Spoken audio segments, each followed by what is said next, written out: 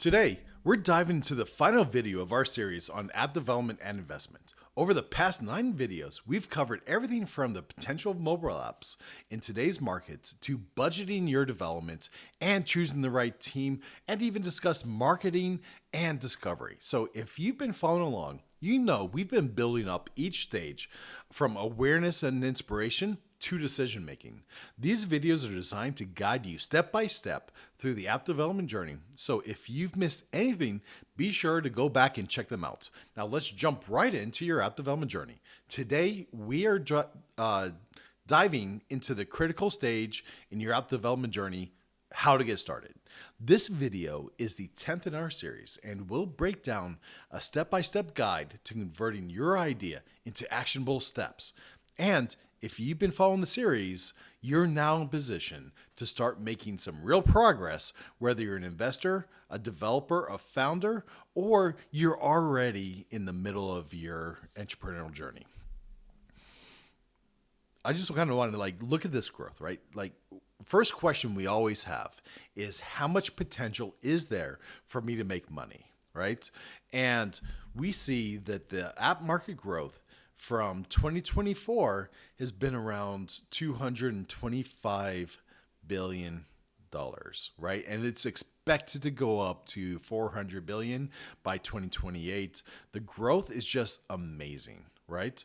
So from 2021 to where we, it's a super solid data, right? 2023, we have that pretty in, but 2028, we're looking at over 400 billion. So let's jump in and take our share of that now. We can see that from the perspective of investors, we're looking at 24.3 growth, CAGR growth over the next few years. This is very enticing when there's a lot of question in the economy and in the potential for making profit. There's a lot of money just sitting there waiting for a place where it can be secure and have opportunity to grow, right? So mobile apps, mobile games are accounting for around 43% of the total revenue, while non-gaming apps like productivity, lifestyle, social networks, those are growing rapidly. From an investor's point of view, this growth is an indicator that high returns are possible for well-placed investments. The question is your app investable, right? From a developer's perspective, the market is ready and it's competitive, right? It's mature. There's a lot of challenges in there, so we got to make sure that we develop that app great. But there's a lot of room for profits, so this is why it's so competitive, right? We can make money in there.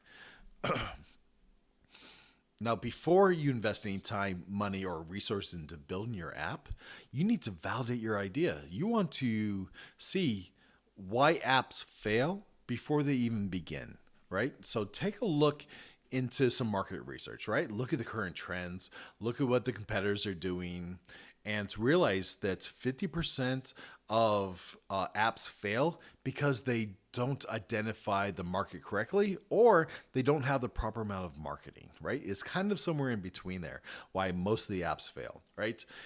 Investors need to see data-driven validation, meaning that your app should have a clear path for profitability. You should have good subscriptions. You should have clear add-ons, right? You should understand how you're going to make your money and how you can handle your growth.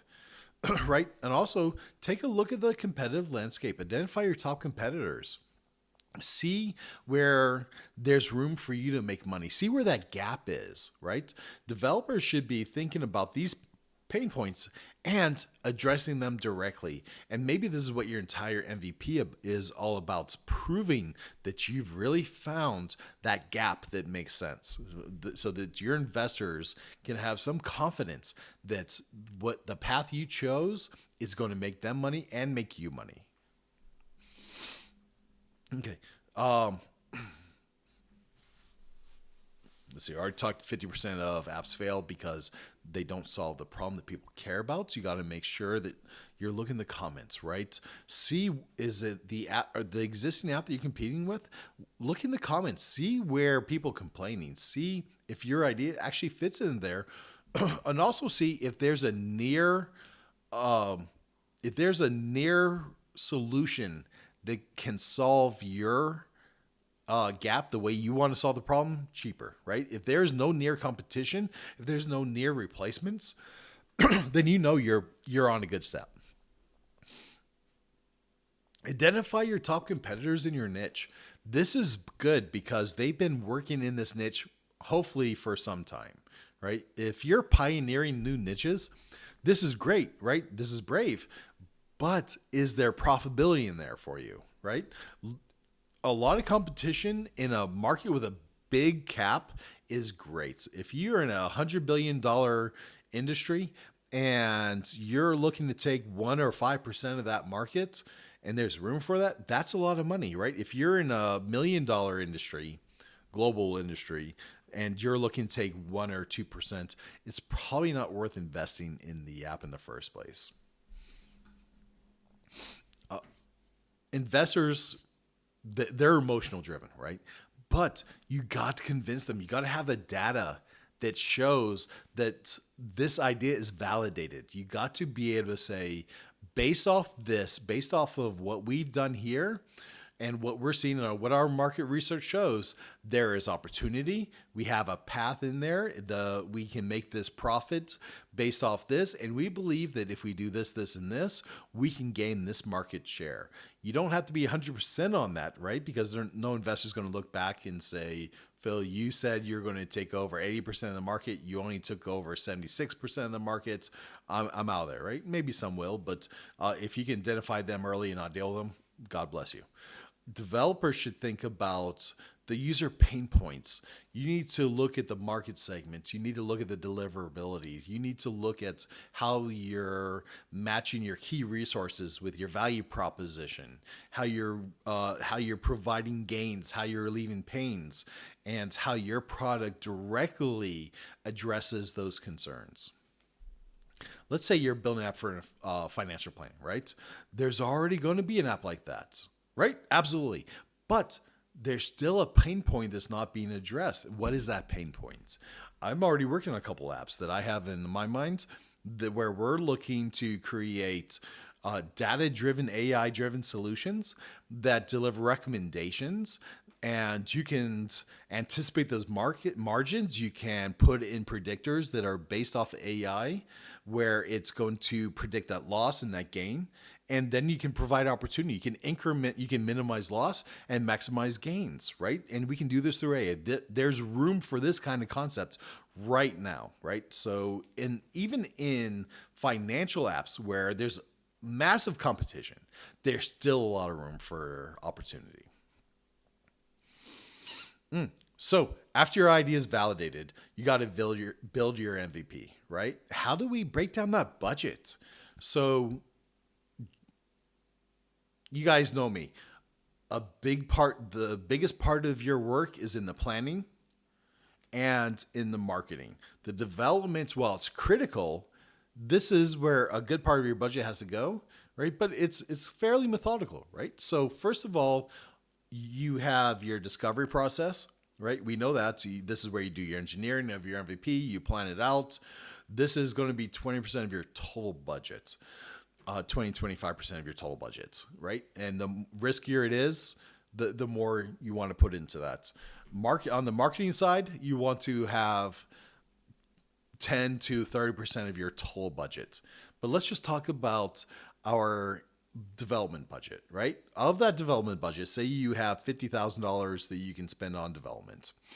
You want to have 5,000, 10% of that for idea validation. So what that means is you're going to sandbox little components of the app and make sure they work the way you want to. Anything that's risky, you want to test that out beforehand to make sure that it's going to work the way you think it will, and that you're not going to have problems that it will crop up at the end after you spend all your development budget for a product that could never work in the first place based off of current technologies.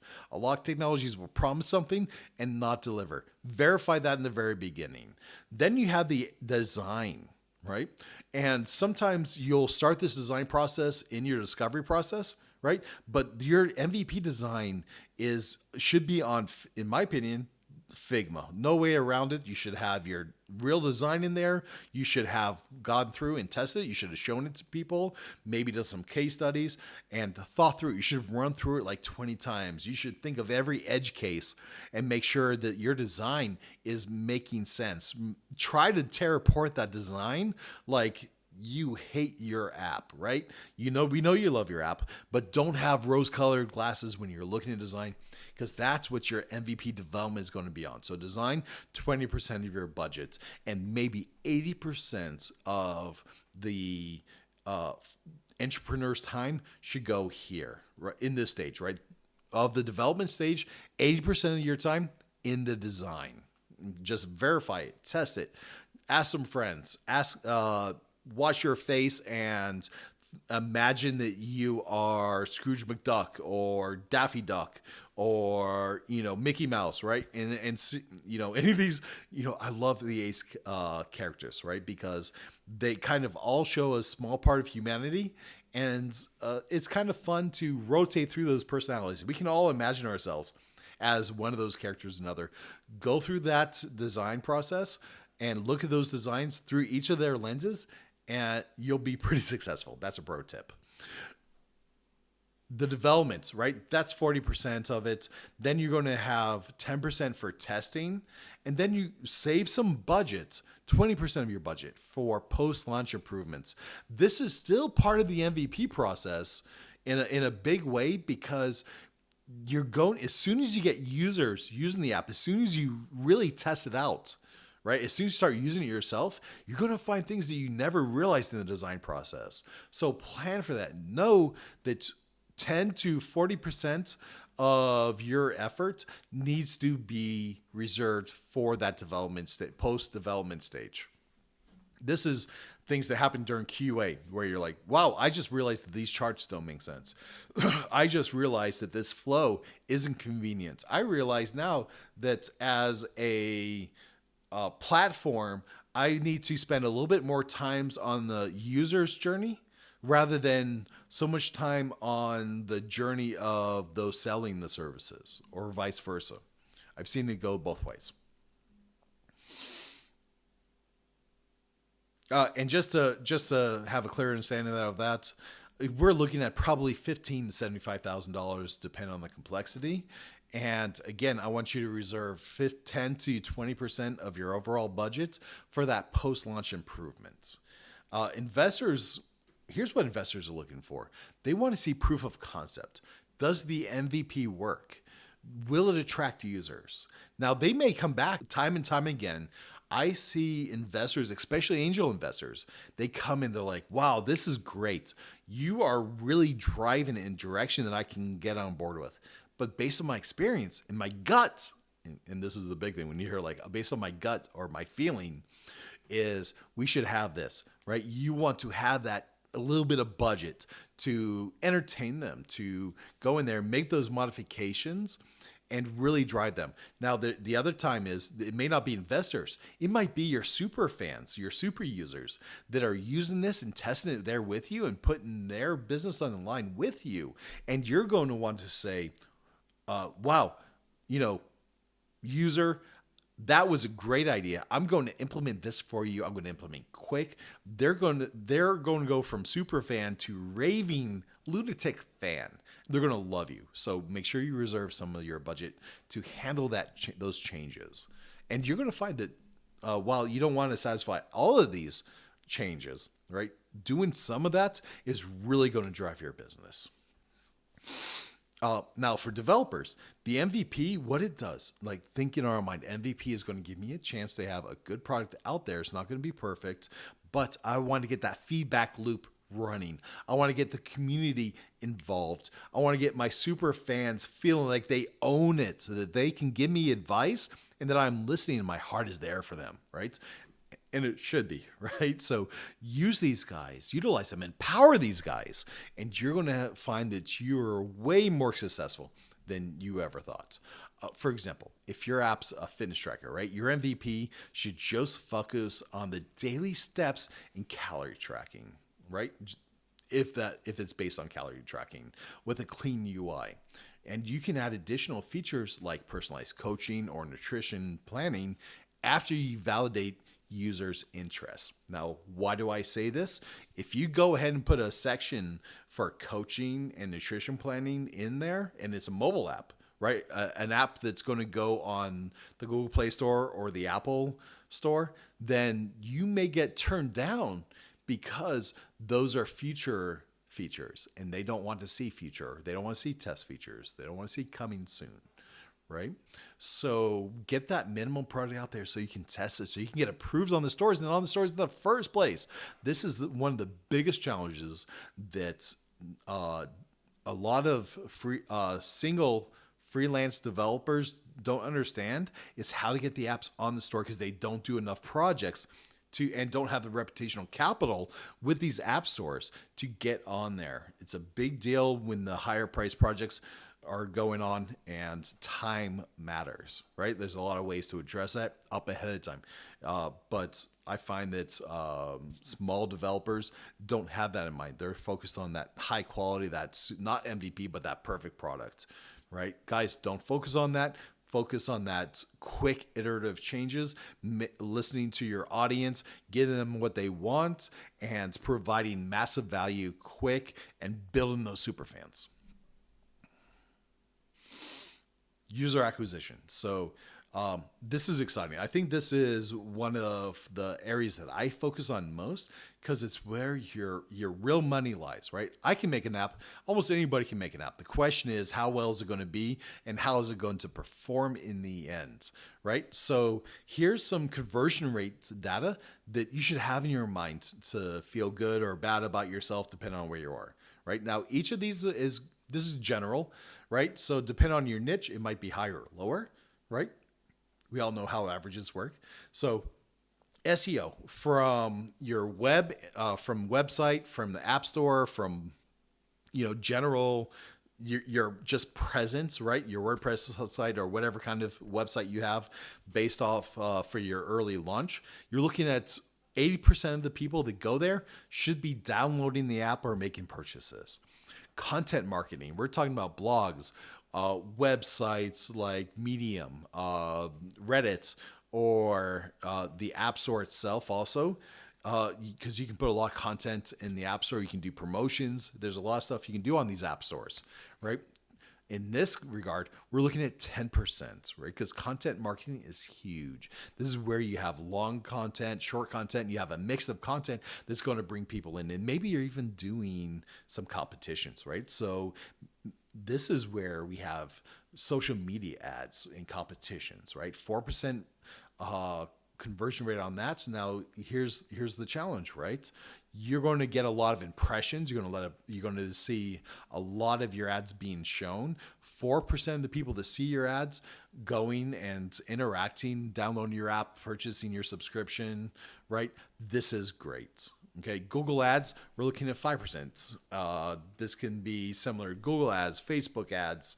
Facebook might have a little bit lower retention or higher retention depending on your market segment. Email marketing, right? If you guys are hitting 3%, you're doing stellar. Really, I see 1 to 3% on this, depending on how well you're targeting your market. I don't expect to see above 3%. If yours is above 3%, okay, well, I'll address that in a second. Influencer marketing. This is people on social media that already have accounts, and you're paying them to show you to their audience, and you're expecting to leverage their hard work and pay for that so that you can get a quick growth. 6% on this. So these are the meanings, right? Excuse me. If you say my content marketing or my influencer marketing is getting me 80% conversion rates, I think that's great. I'm happy for you. But my immediate question is, are you being aggressive enough, and are you paying too much for those particular leads, right? Because if you are hypersensitive, hyper-focused, it costs more, right? The more focused you are, the more it's going to cost you to dive into that particular market. And the question is, does it make sense? Sometimes yes, sometimes no. But if you're above these rates, then I'm wondering if you're paying too much, or you are leaving a lot of opportunity on the table because you're not casting your your net wide enough, right? Go out there, be brave.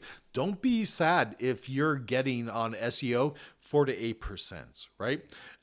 If you start off today and you're 1% on SEO conversion, cool. Let's look at the things and see how we get towards 8%. If you're at 16% on SEO, I'm wondering like, wow, am I reaching enough people? Am I too narrow-minded in who I believe that my market segment is? I want to start growing it. I want to see who out there is going to take this opportunity that I have and be more broad-minded. Now, for media like Google leads, in scale, you're looking at $1 to $5 per install. And what I found in the past 2024 is that I'm looking at $1.50 to $3 per install. And that's kind of depending on how aggressive we want to be. So different platforms have different costs. Now, and different targets have different goals, right? For some people, right, they're selling $20,000 products, right? Their annual subscription for like coaches and mentors, they're like $20,000 to $200,000 per year, right? And they're willing to pay $1,000 to $20,000 per person. If they're making $200,000, they're happy to pay $20,000 per client, right? That's different than per install. But in the end, you want to look at the profitability of what that is to see if it makes sense, right? If you have a freemium ad where you're just making advertising market leads and your average return is say 30 cents per user, you don't want to pay $1 to $5 per install, right? It wouldn't make sense. So keep that in mind. See, there's calculations to determine how much you can have, and a lot of you guys can figure that out on your own. Of course, I'm happy to help, and I will dive into that if you're one of my clients. Optimizing conversion rates and focusing on conversion optimization. And this could just be as simple as enhancing your App Store SEO, or it could be that you have to create better branding or better positioning so that when people check you out, they can see that you have authority and they can see that you are who you say you are. This is a big deal because people, if it's a higher cost item, right? If you're selling coaching, for example, and it's like $20 or $50 per month, right? Especially in this range, then you're going to find that people are like, okay, hey, is Coach X really legit? They're going to look on YouTube. They're going to do a search. And if they see you on YouTube and they see you have some good audience and it's engaging content, if they see you on Instagram or in TikTok, right? Try to get 2 or 3 mediums in there. This is a whole marketing campaign that you need to be able to understand. But there's like 3 to 4 touches that you want to be able to make when you're growing this. This is part of your social media optimization that we can enhance on, but you should consider it in the very beginning. Now, investors are going to be interested in how quickly you can scale, right? So for them, optimization is 2 things. How quickly can we build audience, and can the technical infrastructure scale without burning through massive cash? And can it scale in the first place? Is it built on infrastructure that if we get massive results, if we get massive growth, can it handle it? Is it on AWS? Is it on a VPS system that is ready to grow, that has in systems that are checking to see if it's hitting its maximum allotted memory and storage? And data flow, right? A lot of people don't consider data flow when they're looking at their expenses. It's a big deal when you start hitting the higher limits, when you start becoming successful. Developers need to think about the app performance and how it influences user retention. So as you scale, you need to make sure that the app is performing well. In the beginning, you have more tolerance because you're going to have your super fans, right? So like you can deal with like a 3-minute user interaction for your super fans, where people are who just kind of interested, they need a 30-second interaction. and optimization and time and reward, and to be motivated in there. Does your app scale well in there? MVP, keep that in mind. But when you're a middle-sized company, you need to consider, hey, how do I go from that 3-minute interaction to that 30-second interaction and provide same or similar value, or a path where they're getting feedback loops that make it feel like it's more responsive. And of course, try to make it responsive, but don't over engineer responsiveness too early. We engineers, we developers love to over engineer in the beginning. Don't let us do it. I don't let my team do it. We want to, I want to. No, right? What we have to do is get that idea out there. We have to test it. We got to get feedback and make sure we're on track before we spend any more of your money. And before any investor spends their money, you got to show them the same thing. A great example is Uber, right? Early on, Uber focused on the user experience with referrals, and by creating that seamless app experience where people were stressed out with taxis, right? They're like, is my taxi coming? Is it not coming? How long do I have to wait? Right? I call them up and I don't know if they pick somebody else up. Uber showed where they are, tracked them, how far they are. So now there's no doubt. Yeah, they're down by the stoplight. They'll be here in 10 minutes. Cool. I got 10 minutes, right? But if you're waiting for a taxi 15 minutes and you don't know if they're coming because you have no feedback, you have no commitments, nothing in your pocket that shows you, yeah, they're dedicated to you, they're coming, they're by this stoplight, there's traffic, it sucks, but this is how it is. You know, every other taxi's got to deal with the same thing. Yeah. Now all of a sudden you're comfortable because you know what's going on. You have feedback. There's a feedback loop that takes away the doubt and uncertainty and maybe has some entertainment value. Okay, they're stuck here at the stoplight. I get it. I hate that stoplight, right? That's cool. They solved the problem of that user experience that taxi industries were not able to, right? And they still are not able to. Even in a lot of cases, I've seen a lot of taxi apps try to replicate this. A lot of them aren't doing well on that. And it's just because it's inaccurate. They're on the wrong side of the street. They are going to the wrong location. You see them going to Nebraska and you're in Tennessee. You're like, what's going on, dude? Like, I see you going, like, where's your map taking you? So all these feedback help makes it great for the user. Think about that. Monetization strategies. This is such a critical component, and I want to talk about the money. It's all about the money, honey, right? How are you going to make app revenue? How are you going to sustain rapid growth if all of a sudden you go from 100 users to 1.5 million users?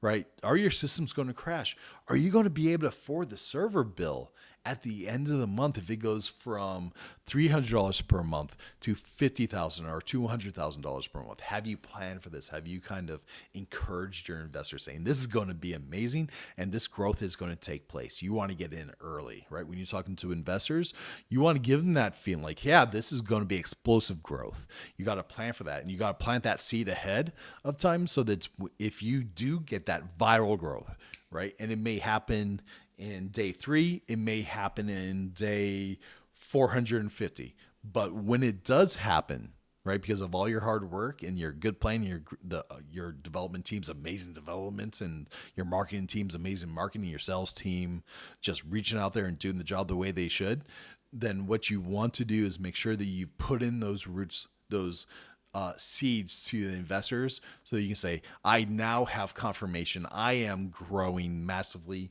and I have the returns. I have the subscriptions making up for it. Are you ready to jump in now at an amazing, affordable rate of 5% returns versus not being prepared and saying, I need this money because I'm about to go out of business because I can't satisfy all my needs and I'm about to have a server bill that's going to put me out of business, right? Plan for that. Know that you can manage that in different ways, right? If you're not prepared, the saddest thing that I could see is that you are going from 100 users to 1,000 users per hour to you're about to be on track to 1 million users per hour, and you have to turn off the server because you see the costs are just more than you can afford and you have no way to plan that and pay for that. So you got to put up the sign that says, hey, we're temporarily out of service. So many better ways to handle that. Put in subscription. Say if you want to be a premium user, right? Just like OpenAI did, right? They said, hey, we have limited throughput, so our premium users have priority.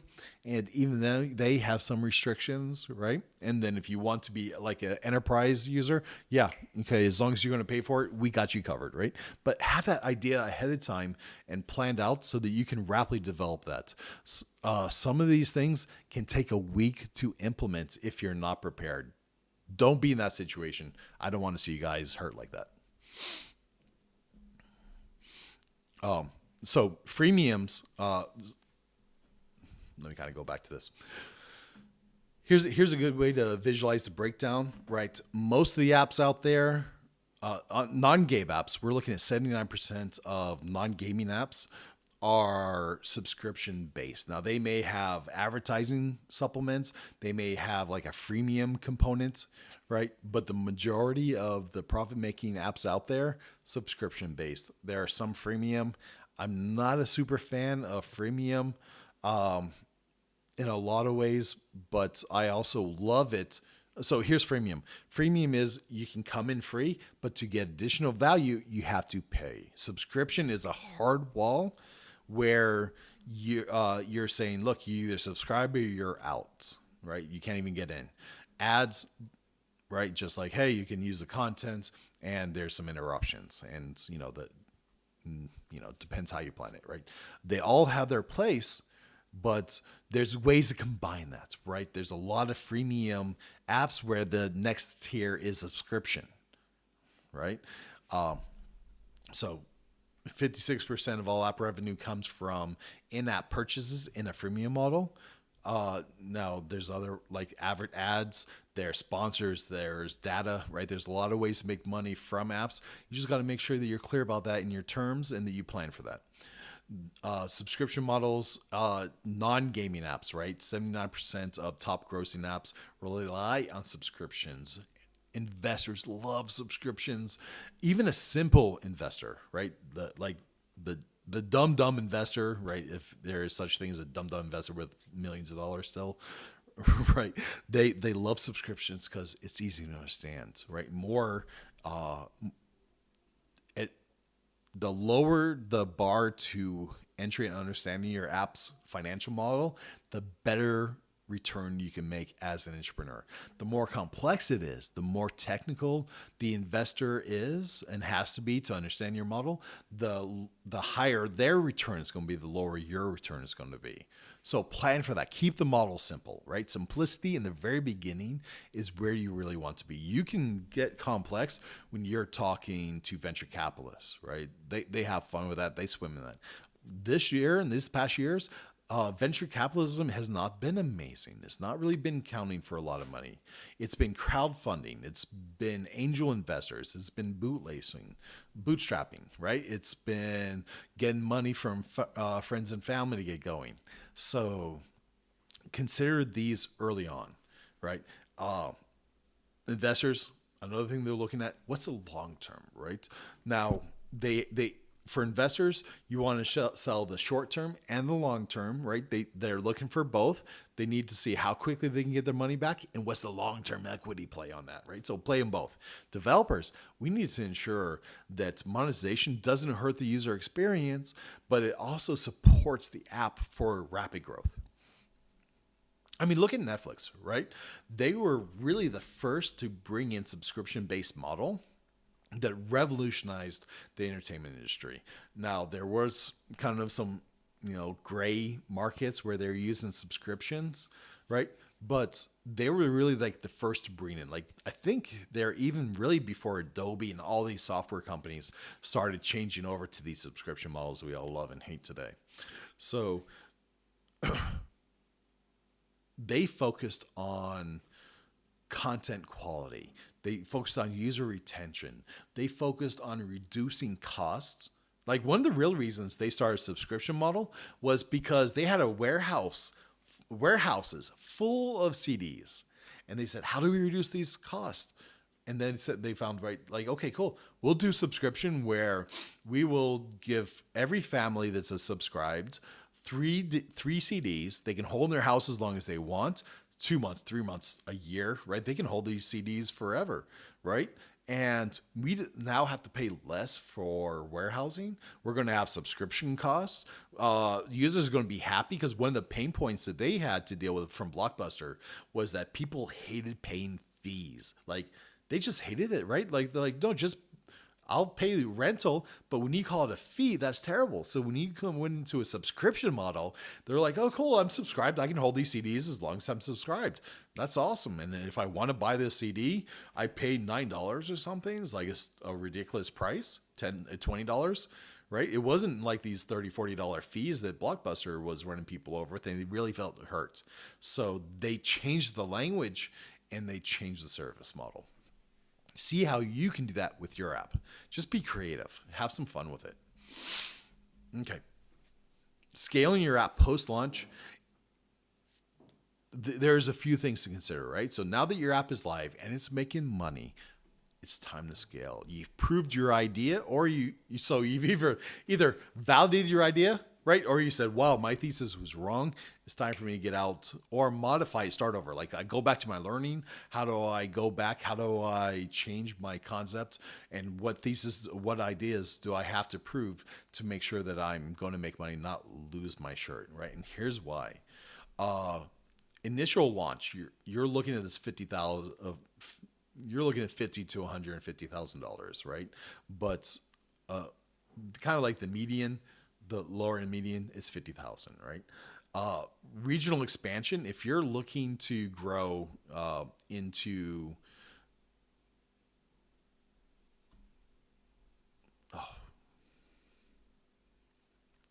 regional expansion is where you have markets, your local markets, and you're adding customer segments. So say your initial audience is 20 to 40 year olds and, college educated people. You want to expand regionally in the United States, for example. Now you're going to look at how do you add 50 to 60 year olds? How do you add the sub 20 year olds that don't have college degrees? Or how do you add people, 20 to 30 year olds that don't have a college degree, right? It's looking at those market segments and seeing how do you add value to them outside, and this comes from outside of your initial MVP and use case study. You have international expansion where you're trying to expand into other countries, other cultures, right? It's easy when you have the same culture alignment, like US, UK. There's a little bit of market segmentation in there, but depending on your market segment, you might be able to pull them both into it with some slight modification. And that's like 200,000, right, on average. So these are just averages, right? So if you want to add new features, and you should plan to have features in the future, because I want you to have your MVP out, and then you want to have your new feature integration. This tends to be around 125 to 170,000 building on top of your product. This is this is not like I want to add, photo sharing, right? This is like a list of features that are going to add a solution set to your product, or refine a solution set, right? If you're just refining a solution set, it's hard. I'd have to see what that is specifically, right? But you want to plan for the entrepreneur that's starting, plan your MVP, and then plan that future growth, that $150,000 you're going to invest into it after you've established the value proposition and after you've started to bring in some investors perhaps, or you're able to self-fund, but validate that you have the right investment, that you're going to make your money back on it. And then, of course, there's infrastructure scaling. This is a hard one to measure, right? This is building your company. This is building your technology stacks. This is optimizing code so that it can be more performant, right? So you're looking at spending $250,000 on this. You should be making already millions, or looking to make millions on this, so that it makes sense, right? It should be a fraction. All these need to be a fraction of your income as it goes. Now, sometimes you may have to really push hard on the international expansion or the regional expansion to make sure it makes sense. Use case studies and a little bit of testing really go a long ways in validating this. A good example of this, look, TikTok wanted to scale globally. So they had to make sure that their servers could handle millions of daily active users. Your app may not reach TikTok levels, but you need a plan for it nonetheless. And just a little bit of consideration, some good planning, right? This is stuff we do in our discovery stage. And it's also things we talk about ahead of time. How likely are you to become a TikTok, right? If you expect your market segment to be 20,000 users, like it's an app for psychologists, right? Then, you're not planning on TikTok scaling, right? You have different architecture. But if you have like a social network where you're looking with like a typical me, right, where you said, hey, I have a app that is helping people to deal with emotional challenges in communities and to get out there and to be brave and to enjoy the world, right? This is something to be viable, is because everybody has their use. Say it's an app that could really affect everybody. Two different use cases. Okay, wow. This call was a little more exciting than I thought. So look, we've covered a lot today, from validating your idea to scaling your app. If you're serious about scaling your app and doing this journey, now is the time to act.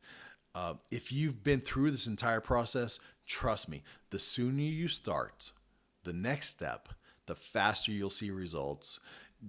You can try this on your own. I wish you amazing success. If you want a partner in there, we've been through it hundreds of times. We know what to look for. We know how to get you there faster. And we are here to accelerate your growth. And if you've enjoyed this, look, please do me a favor, like, subscribe, give me some feedback. Let me know what your thoughts are. I'm happy to engage the community. I'm happy to get on a call with you one-on-one, see if our services make sense. If you want to get involved in the community, drop questions there. If you want to challenge me on any of this, I'm happy to be challenged and to just have fun with you guys in the community. So God bless and have a great time.